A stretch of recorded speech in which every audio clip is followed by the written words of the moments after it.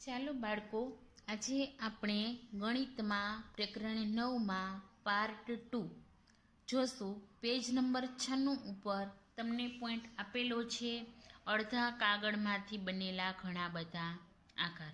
એટલે કે તમારે અહીં શું કરવાનું છે તો કે ત્રિકોણને કાપવાના છે, એક સરખા માપના 2 ત્રિકોણ કાપવાના છે અને એ ત્રિકોણ કાગળ ઉપર અહીં રાખી અને આકૃતિ બનાવવાની છે. જુદા જુદા કેવા આકાર બની શકે તે તમારે અહીં કરવાનું છે. અહીં 2 આકારો મેં કરીને આપેલા છે. તમને ત્રિકોણ કાપીને તમે કરો તો પણ ચાલશે અને આ રીતે દોરી નાખશો તો પણ ચાલશે. હવે જુઓ કે અડધા ભાગ કરવાના બીજા ઘણા રસ્તા. એટલે કે કોઈ પણ કાગળ હોય તેના અડધા ભાગ તમે કઈ કઈ રીતે કરી શકો તેના અહીં રસ્તા આપેલા છે. અને તમારે બીજા ઘણા રસ્તા પણ બીજા ભાગમાં દોરવાના પણ છે. આ છોકરો શું કહે છે કે મેં લંબચોરસના 2 એક સરખા ભાગ આ રીતે કર્યા. જો લંબચોરસ કાગળ છે એના 2 એક સરખા ભાગ એને કઈ રીતે કર્યા તો અહીં મોટો ત્રિકોણ દોર્યો, આ સાઈડમાં એને નાનો ત્રિકોણ દોર્યો. તો આ ભાગમાં પણ એવું જ થયું છે કે આ નાનો ત્રિકોણ છે અને આ બાજુ મોટો ત્રિકોણ છે. તો થયા ને 2 એક સરખા ભાગ. તો આ છોકરાએ આ રીતે ભાગ કર્યા છે. દરેક ભાગ અડધો ભાગ કહેવાય. હવે તો તમને ખબર પડી કે આ ભાગ પણ અડધો કહેવાય અને આ ભાગ પણ અડધો કહેવાય. આપણે ગયા પાર્ટમાં આ સમજી ગયા છીએ. આપણે તેને 1/2 લખી શકીએ છીએ. એનો અર્થ કે 2 ભાગમાંનો એક ભાગ. 2 ભાગમાંનો કોઈ પણ એક ભાગ હોય એને શું લખાય તો 1/2. તમે સમજો છો ને? જો 2 ભાગ હોય એટલે કે આ ભાગ અને આ ભાગ, એમાંનો કોઈ પણ એક ભાગમાં કાં તો આ ભાગમાં અને કાં તો આ ભાગમાં તમે 1/2 લખી શકો. બંને ભાગ એક સરખા છે કે નહીં તે તપાસવા એક ભાગને બીજા ભાગ ઉપર ગોઠવો. એટલે કે એક ભાગ ઉપર તમે બીજો ભાગ રાખો તો તમને ખબર પડે કે 2 ભાગ એક સરખા છે કે નહીં. હવે અહીં તમને આપેલું છે કે આ લંબચોરસને તમે જુદી જુદી કેટલી રીતે અડધા ભાગમાં કાપી શકો. આપણે કંઈ કાપવાનું નથી તો આપણું પુસ્તક કપાઈ જાય, પરંતુ આપણે અહીં શું કરવાનું છે તો અલગ અલગ 5 રીત દોરો. તમને અહીં 5 લંબચોરસ આપેલા છે. તમારે શું કરવાનું છે તો કે 5 ભાગ કરવાના છે, પણ કેવી રીતે? અલગ અલગ રીતે. 5માં તમારે અડધા અડધા ભાગ કરવાના છે, પણ અલગ અલગ રીતે. તો સ્કેલની મદદથી કરીએ આપણે. સૌપ્રથમ આપણે આમાં ભાગ કરીએ. તમારે પેન્સિલ વડે ભાગ કરવાના છે. તો આ રીતે 2 અડધા અડધા ભાગ થાય. હવે જોઈએ, આપણે આડું દોરીએ.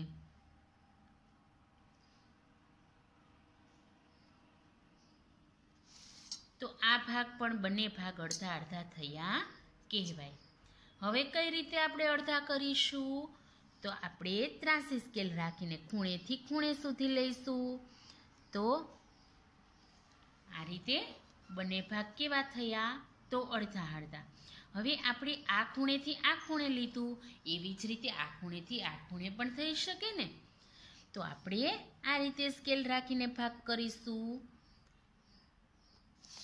તો આ બંને ભાગ અડધા અડધા થયા.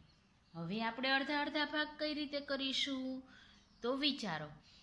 4 રીતે આપણે અડધા અડધા ભાગ કરી લીધા છે. 5મા લંબચોરસમાં આપણે કઈ રીતે અડધા ભાગ કરીશું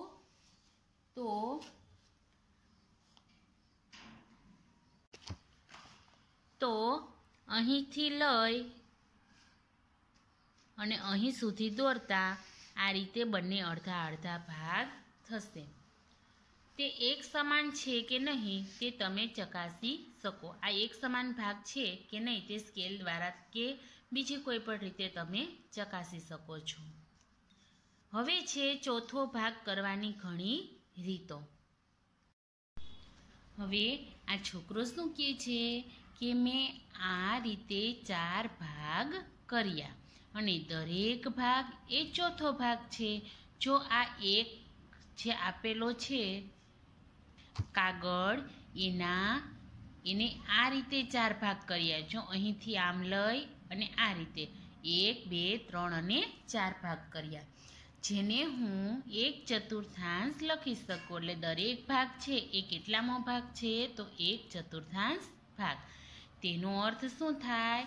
તો કે 4 ભાગમાંનો એક ભાગ. 1/4 નો અર્થ થશે કે કુલ 4 ભાગમાંનો કોઈ પણ એક ભાગ. હવે જુઓ, આ લંબચોરસના તમે જુદી જુદી કેટલી રીતે 4 એક સરખા ભાગ કરી શકો? જુદી જુદી 5 રીત દોરો. ઉપર હમણાં આપણે દોર્યું કે લંબચોરસના આપણે અડધા ભાગ કર્યા. હવે આપણે 4 ભાગ કરવાના છે. એક લંબચોરસના 4 એક સરખા ભાગ કરવાના છે. તમે જ્યારે પેન્સિલ વડે ભાગ કરો છો ત્યારે તમારે યાદ રાખવું કે એક જ સરખા 4 ભાગ થવા જોઈએ. તો સૌપ્રથમ આપણે કઈ રીતે ભાગ કરીશું? તો વચ્ચે લીટી કરીશું અને આડી લીટી કરીશું, જેથી કરી 4 એક સરખા ભાગ આપણે થશે. જો તમે જોઈ શકો છો, એક સરખા 4 ભાગ આપણી પહેલી આકૃતિના કર્યા. હવે બીજી આકૃતિના આપણે કઈ રીતે 4 ભાગ કરીશું? તો આપણે પહેલાં સૌપ્રથમ વચ્ચે લીટી કરી લઈએ અને પછી પાછું આ રીતે અને અહીં પાછું કરીએ, એટલે એક સરખા 4 ભાગ તૈયાર થશે. 1 2 3 અને 4 ભાગ. એવી જ રીતે આપણે આડી 4 લીટી કરીએ તો કંઈક આવી રીતે 4 ભાગ તૈયાર થશે. મારાથી એક અહીં મોટો થઈ ગયો છે, પરંતુ તમારે એક સરખા કરવાના છે. હવે કઈ રીતે કરીશું? તો આપણે બરોબર વચ્ચે લીટી કરી લઈએ આ રીતે. હવે કેમ કરવાનું? તો અહીંથી લઈ અને અહીં સુધી આપણે ખૂણામાં જવા દેવાનું અને અહીં પણ આપણે એ રીતે કરીશું. એટલે આપણા 4 ભાગ એક સરખા તૈયાર થશે. હવે ફરીથી આપણે એ જ રીતે કરીએ, વચ્ચે લીટી અને પછી આપણે ક્રોસમાં લઈએ, ક્રોસમાં અને ફરી પાછું એ જ રીતે ક્રોસમાં.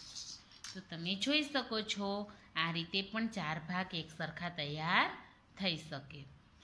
હવે આવી જ રીતે કંઈક સ્વાધ્યાય પોથીમાં પ્રશ્ન 4 આપેલો છે કે દરેક લંબચોરસના અલગ અલગ 5 રીતે અડધા ભાગમાં રંગ પૂરો. તો તમારે શું કરવાનું છે?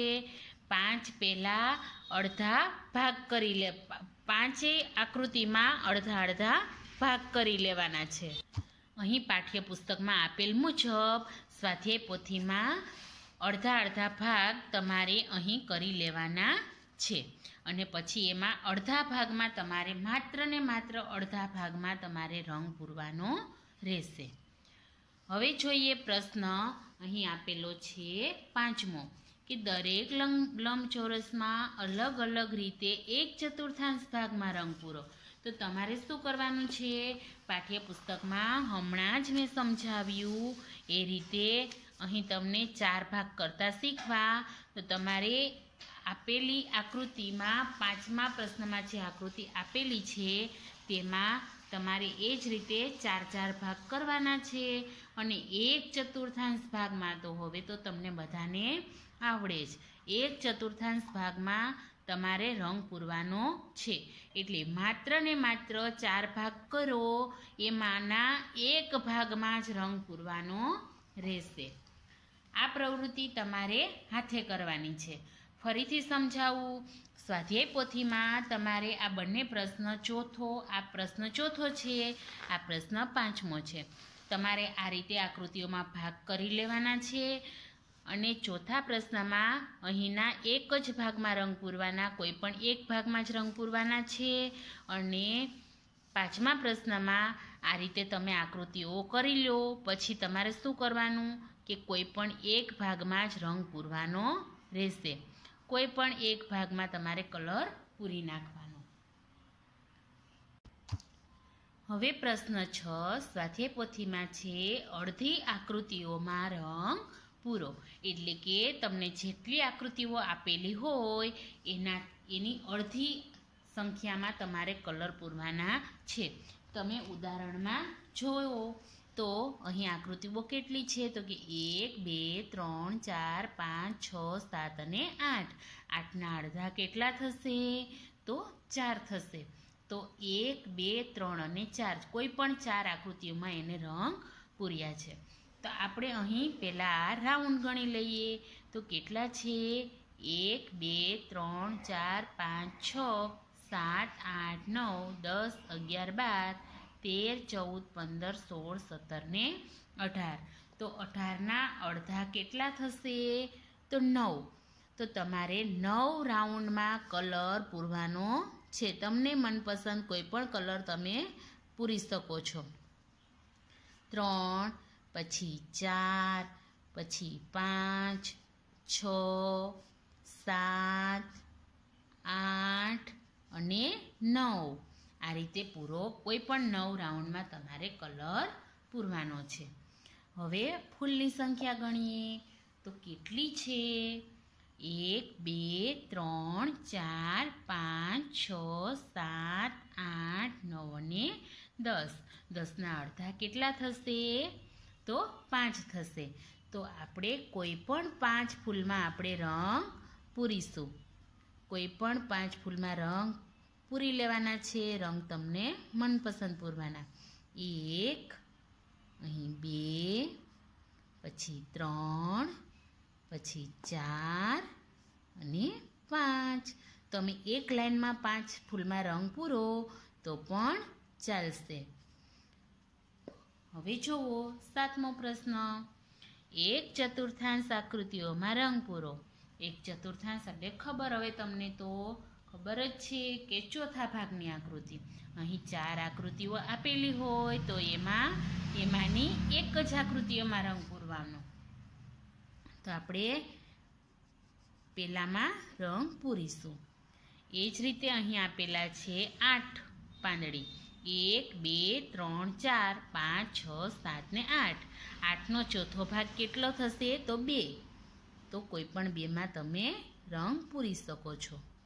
આ રીતે કોઈ પણ એક કલરથી તમે પૂરશો તો તમારી સ્વાધ્યાય પોથી ખૂબ જ સરસ અને ચોખ્ખી દેખાશે. હવે નીચે બોક્સ આપેલા છે તો 4 બોક્સમાંના એક બોક્સમાં જ આપણે રંગ પૂરવાનો રહેશે. આ રીતે પૂરી લેવાનું છે.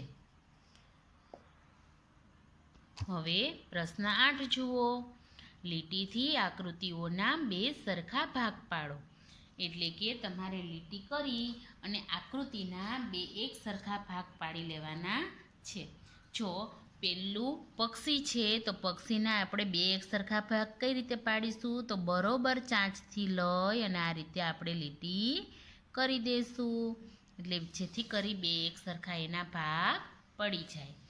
તો હવે સ્ટારના કઈ રીતે 2 એક સરખા ભાગ પાડીશું તો અહીં આપણે વચ્ચે લીટી કરીશું એટલે સ્ટારના એક સરખા 2 ભાગ પડશે. એ જ રીતે ત્રીજી આકૃતિઓમાં પણ આપણે એવી રીતે કરીશું. હવે ચોથી આકૃતિઓમાં આપણે કેમ ભાગ પાડીશું તો એમાં પણ આપણે વચ્ચે લીટી કરીશું. એટલે તમે જોઈ શકો છો આ ભાગ અને આ ભાગ 2 એક સરખો થઈ જાય છે. હવે એ જ રીતે આપણે તીરમાં કરીશું. હવે આપણે પતંગના ભાગ પાડવાના છે તો એમાં પણ આપણે બરોબર વચ્ચે લીટી કરી દઈશું. તમારે પેન્સિલ વડે કરવાની છે. હવે આપણે આ આકૃતિ જોઈએ તો એમાં પણ ઊભી લીટી વચ્ચે આપણે કરી દઈશું અથવા તો આડી કરો તો પણ ચાલશે. અહીં આપણે કઈ રીતે લીટી કરીશું આડી. વ્યવસ્થિત રીતે સ્કેલ રાખી અને આ રીતે આપણે લીટી કરી દઈશું. અને અહીંના સરખા ભાગ આપણે આ રીતે કરીશું માત્ર વચ્ચે લીટી કરીને. અથવા તો આ રીતે આમ કરો તો પણ ચાલશે. પ્રશ્ન 9 છે બાકીનું અડધું ચિત્ર દોરો.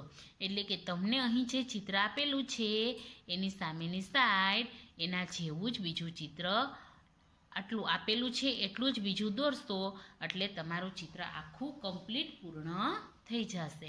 આજે તમારે આ પ્રશ્ન 9 પણ પૂરો કરી લેવાનો છે. આ પ્રવૃત્તિ તમારે જાતે કરવાની છે. હવે 10મો પ્રશ્ન જોઈએ. જોડકા જોડો.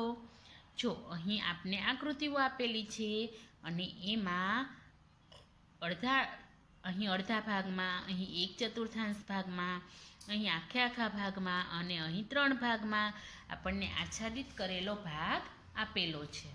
આપણે જોડકું જોડવાનું છે. તો અહીં તમને આપેલું છે આને કેટલો ભાગ કહેવાય? તો અડધો ભાગ કહેવાય. જોડેલું છે. અડધાને અંકમાં કેમ લખાય? તો 1/2.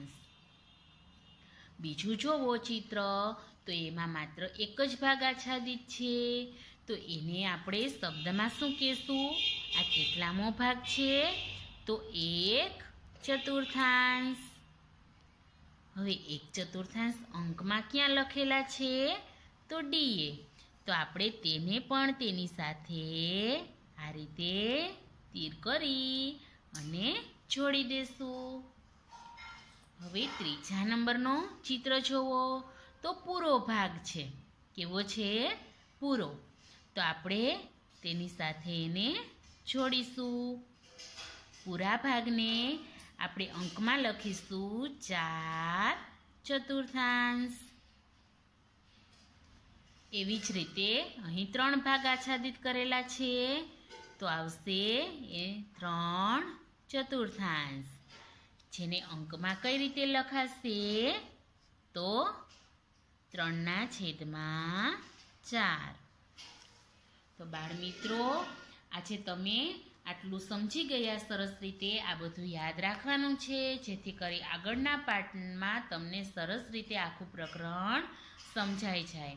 હવે આપણે અહીં સુધી આજે સ્વાધ્યાય પોથી 10મા પ્રશ્ન સુધી પૂર્ણ કરી લેવાની છે.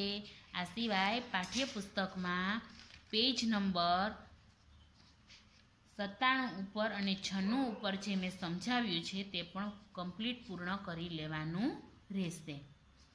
Thank you.